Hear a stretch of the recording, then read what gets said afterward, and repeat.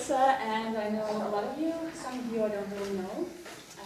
I've spoken about conscious parenting once before, and I'll speak about it again. I don't really have like a outlined talk, so I'm going to try to explain a little bit what it is and try to have everybody connect to what it is, hopefully. But before I begin, I would like to announce, so that I don't forget, that I'm actually organizing a workshop with the author of this book, and this is kind of the book that got me going on the whole concept of conscious parenting. So this is Dr. Shefali Tsabari. You can't probably really see her picture, but there's a little picture here. And she is a clinical psychologist.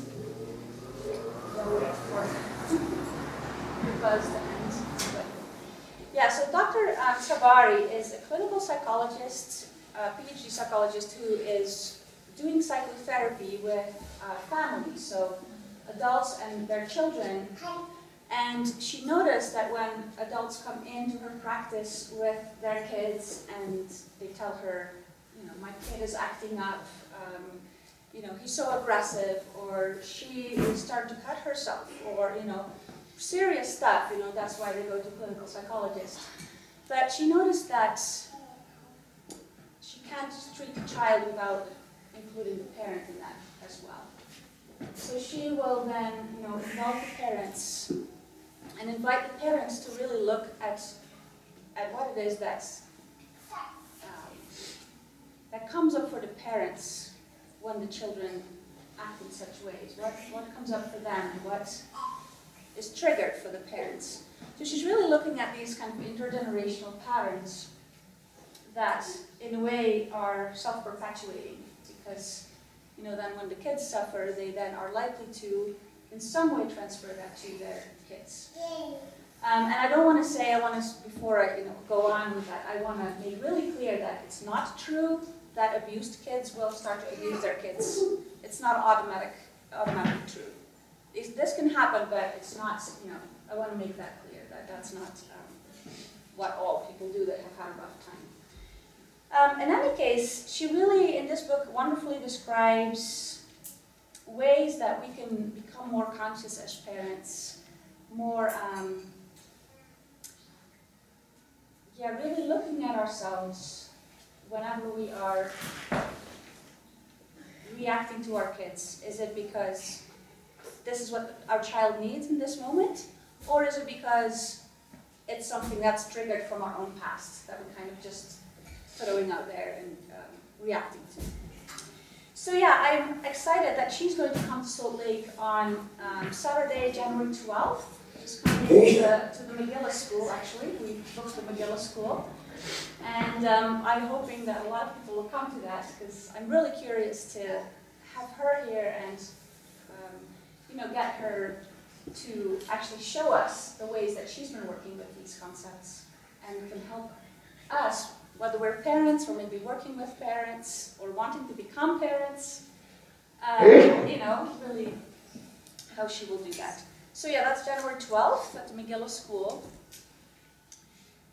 And talking about TED Talks, because we talked about that before, she recently also gave a TED Talk on the topic as well. So yeah, I don't know, maybe I could share that through Anna, but that's a wonderful talk to really inspire us all to become more conscious as parents.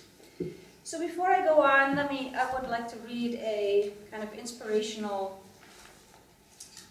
piece that you might know this already, but it's by Khalil Gibran. And I've always loved this text on children, so I'm going to read at least the first part of that, because this whole thing makes me think of that text, and you probably know what it is. Yes, it's one of my favorites. So it's called On Children. Your children are not your children. They are the sons and daughters of life's longing for itself. They come through you, but not from you. And though they are with you, yet they belong not to you. You may give them your love, but not your thoughts, for they have their own thoughts. You may house their bodies, but not their souls, for their souls dwell in the house of tomorrow, which you cannot visit, not even in your dreams. You may strive to be like them, but seek not to make them like you. For life goes not backward, nor tarries with yesterday. You are the bows from which your children, as living arrows, are sent forth. The archer sees the mark upon the path of the infinite, and he bends you with his might, that his arrows may go swift and far. Let your bending in the archer's hand be for gladness, for even as he loves the arrow that flies, so he also loves the bow that is stable. It's just so beautiful because, you know, so it ends, and he also loves, I mean, I don't necessarily believe in God or higher power, but it's like, it's not just the children that are important and loved, and we, you know, as parents need to take care of them. It's also us as parents that are important and loved, and, you know, we are the bows that can hold the arrow, which are our children. We can help shoot them off, but we too are, you know, need to be held. So what came up for you when I was reading this class? Well, I have the first part in my email, so whenever I send it, that people see that. But I didn't know that. For some reason, I didn't know about the part of the poem with the arrow and the bow. But I just love this poem. It's hard to explain, but it's freeing in a way. Very freeing. And it's just so true. Just so true. All of it. It's poetry, you know, that's the best poetry, like it says what's true, but in this incredible way. I don't know. That's all I have.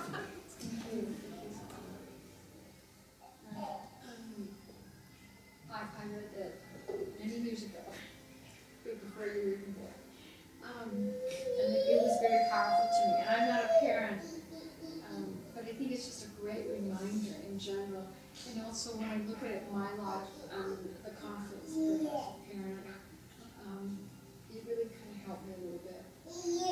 Just to think about it and how it's hard for my mother to let her. I just think it's a very powerful writing.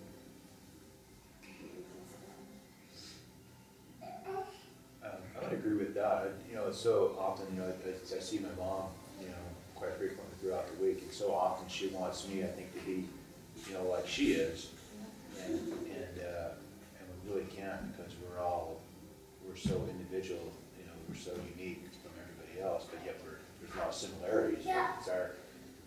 It's like in the poem it said, you know, they create our bodies, but they don't create our souls. And so we have our own compass, our own direction in our lives. And sometimes it's hard, I think, for a lot of people to realize that and appreciate that. Mm-hmm. Yeah. Well, we can think about it, you know, rationally and think, oh yeah, that's true. But then when we do become parents, for those of you who are parents, it's often a lot harder to live it and not like, you know. I don't know. I'm just hoping that you might share what I know.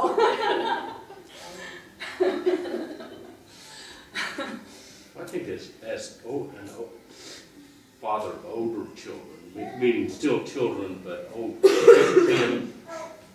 10-year-old and 13-year-old. I'm not all sure that I want them to be like me. There are certain things that I have about my personality that I like, and I got, you know, from watching my father, and I hope that those are some of the things that they emulate. Yet, the mystery of a child is from you, but not necessarily like you. I mean, they're different than you are, or different than I am, at least. And there's challenges in loosening the grip sometimes. And I like the whole being, empowering, but empowering for whatever direction that they would seek. Okay, so that you empower them to be who they are. Is that what you're saying?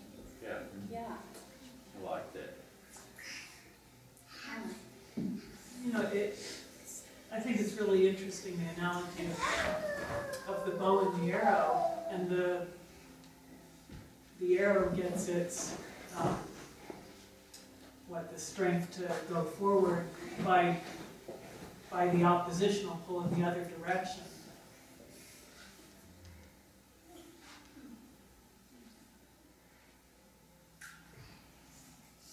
I had a new thought just listening to these people talk. I think if I were a parent, but maybe as a parent you can relate to this, it kind of lets you off the hook if your kids don't turn out the way you want them to be. Does that make sense? Oh, like I didn't make them that way? Yeah. Or they're not this way. Kind Like of, this way. they are their own people, and you're not responsible for everything they do or don't do. Yeah. And I never thought of it that way. Yeah. Yeah, that's actually interesting that, because I've been teaching about child development, I don't know, for so many years. And so I was always looking into, what can parents do? What do parents do to influence our kids? And there were so many things. Parents are supposed to provide a secure environment and supposed not to fight in front of their kids or not, at least being yelling at each other and being aggressive and, all these things that are supposed to model good behaviors. And so when I was pregnant, it was kind of a big thing, but it was interesting because I felt like even when he was not born yet, my child was already his own. He was already his own being. And I felt that, yeah, he's going to need me, but he's also already somewhat, he's like somewhere where I cannot touch or, yeah, he will be himself. So, yeah, there's that core, I believe. But then still, when I did become a parent, it was still a lot harder than I had thought. And so one part that kind of, yesterday again, because I keep, this book I kind of made a piece and then I put it away again, put it away. So yesterday I was looking at this part and it touched me. So I'll read it again and I'd like to share a little with you on that. Let me see.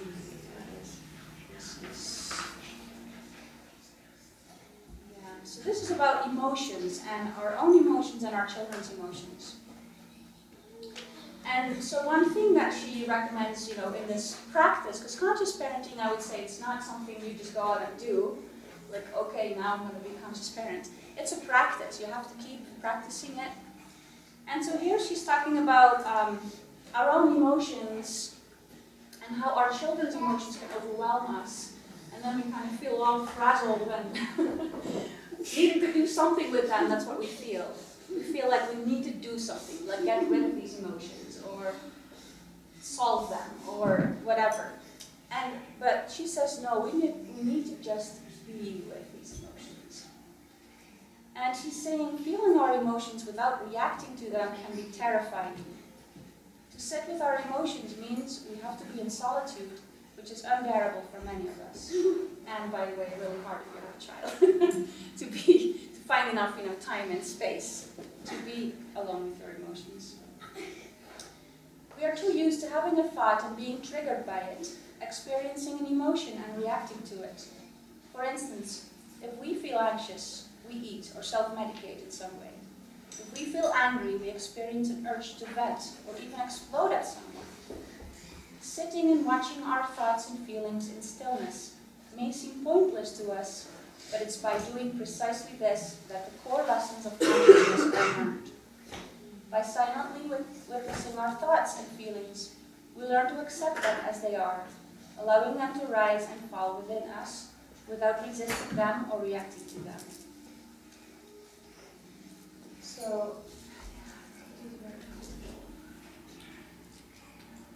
especially because when you have a child, at least for me, I'll talk for me, they tend to trigger so many emotions. For me personally, I, through my own childhood, have had a hard time dealing with chaos. And our family, the vein of thankfulness, I really am thankful to my parents. I'm thankful that both of them are still alive. And I'm thankful for all the love they've given me, and they have always loved me a lot. However, our household was very, very emotional.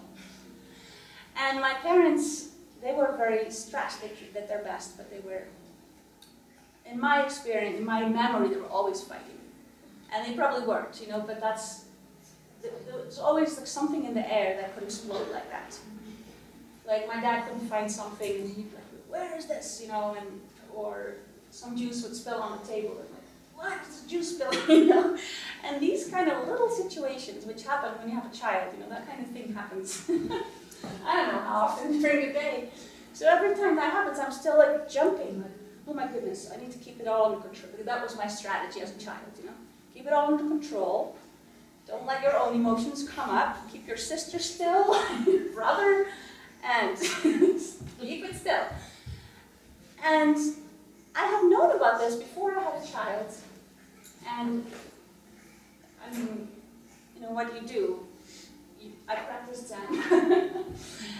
And I did what I could to work with this, and I thought, I think I'm pretty good now. But then, again, when you have a kid, they don't fit, like, only after I had a kid I figured out that when you're an adult, you tend to build your life kind of the way that is comfortable for you, like you do your activities that you like, or, you know, you're stressed sometimes, but you kind of, you know, make your life the way you like it. The friends you like, the kind of places you like to go, and it's kind of safe. But then when a child comes in, they don't know that or respect that or whatever, you know, that's not their role, so they're with you 24/7.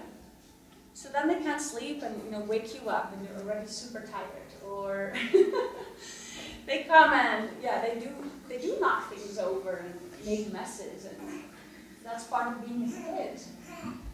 So for me, that has been a major practice, is to not react, you know, and be with that. But, I mean, I can easily say that, but it's a lot harder to do that. So, once again, it's a practice.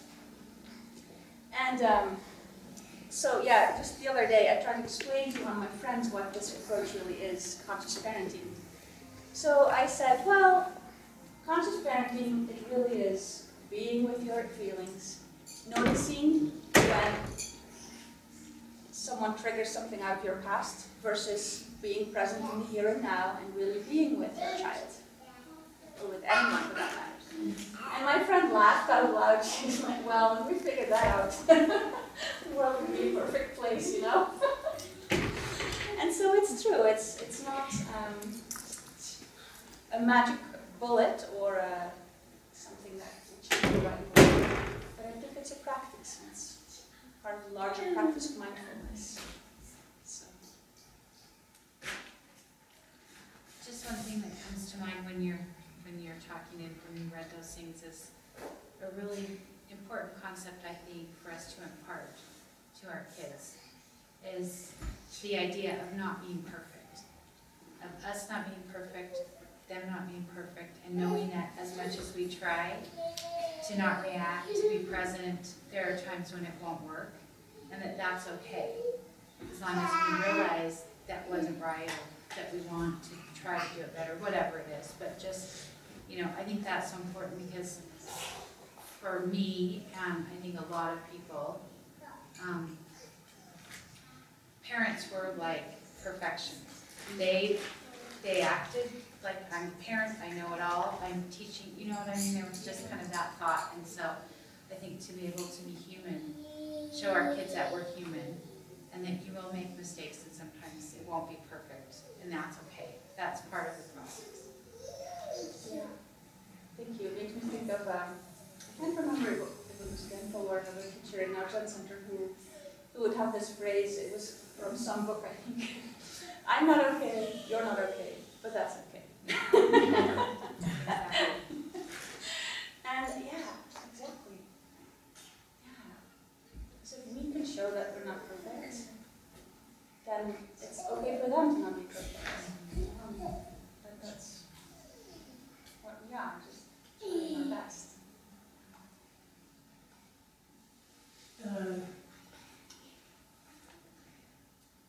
Thank you so much for that whole talk. I mean, there was so much in it.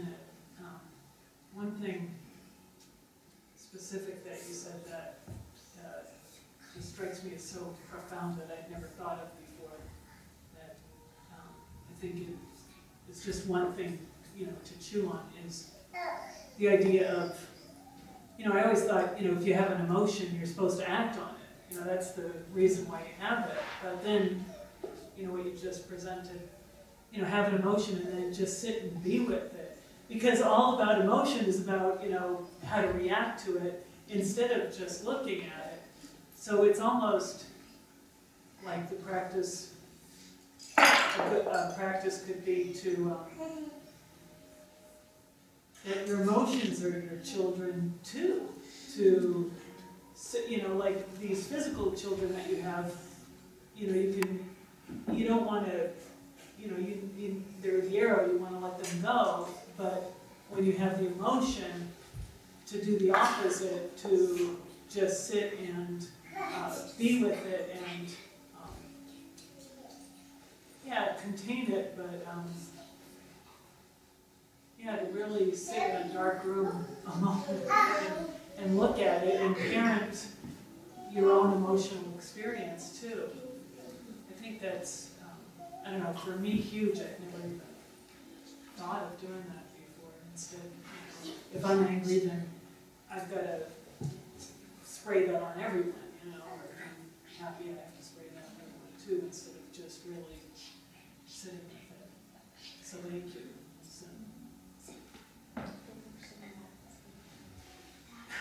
That's a That was glorious thought. Yeah.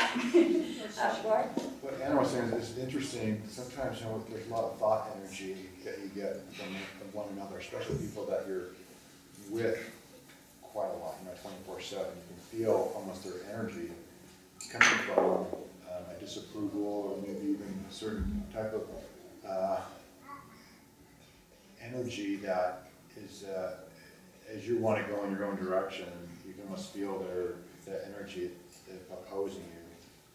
And kind of dealing with that, feeling that, and just coming back to your own place, realizing that you have that freedom within yourself to do as you want to do, as well as respecting that person.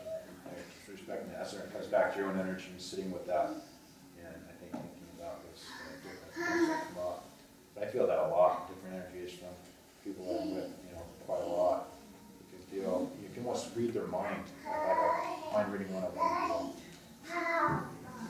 And learning to deal with that and sit with that. I mean, do you have any experiences with that where you almost can read the energy, the thoughts of somebody else without even having any verbalization of what they're thinking?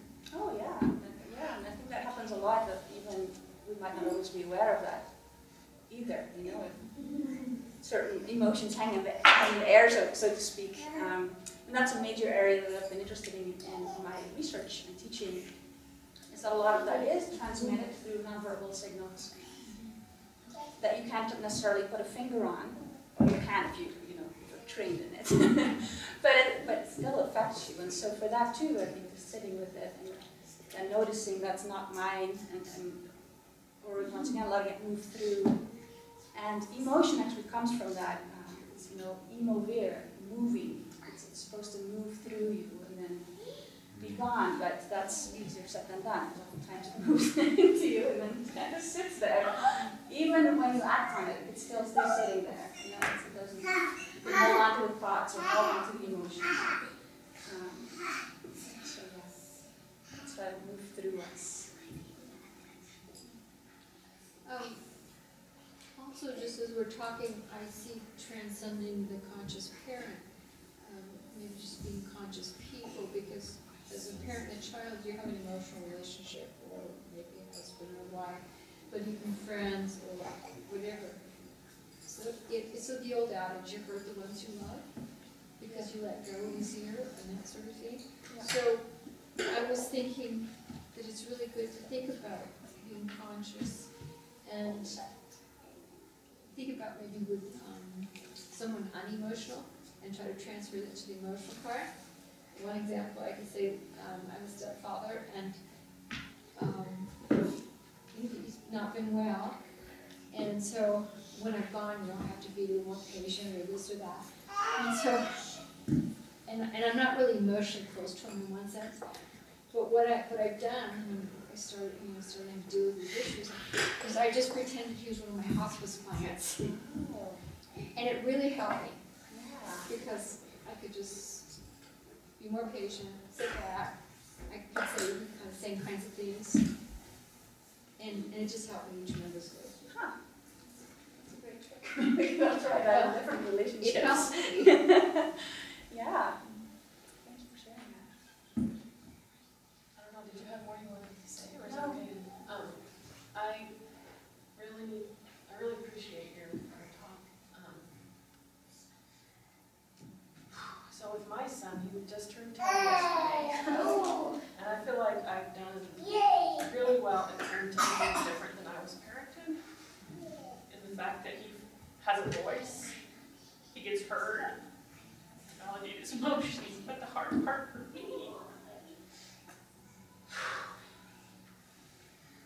is stepping in when he needs someone to step in. And be, I don't want to silence him. God, listen to me. And so I think I err in the other direction. So it's really good to have a way to deal with that. Look at what comes up for me when he's playing computer games all day and I don't stop. So like, what's happening to me? Instead of just telling myself I'm a bad parent, just do it. It's really hard. I don't know. It's good. I appreciate that as an approach. It's definitely food for thought. And I've worked with this before, I've been aware of it, but it's hard. Because it's almost like he has too much of a voice. I mean, he's a great kid, but at home, he has too. I don't want to underdo it, so I overdo it, I'm sorry. No, and actually, I recognize that a lot too. And I've been telling to myself, well, okay, if I have to err on some side, I'd rather err on the side of too much loving, But it's true that you might not have enough discipline, and that might be another. He has discipline at school, he's fine, so maybe it's all fine. I don't know. It's really hard to sort out. Once again, it's practice. So this is one thing I've been doing when I just don't know what to tell him. I say, he said, you have to stop asking me that, it's too hard. I said, if you were your own mom, what would you tell yourself? And he'll come up with some really good things, and then it's coming from him. So it's easier for him to obey, basically. So Great idea. that works sometimes. But That's a good he'll thought. even tell me, I asked him, what would you do if your kid was playing video games all day? What would you tell him if you were your own mom? He said, well, don't ask me that. I'm like, no, really, what would you do? He said, well, I'd make him take a half-hour break every 2 hours. Oh. Because he read some manual, that's what you're supposed to do. So I thought, great, that's what we'll do. I haven't done it. Yeah. But I can go home and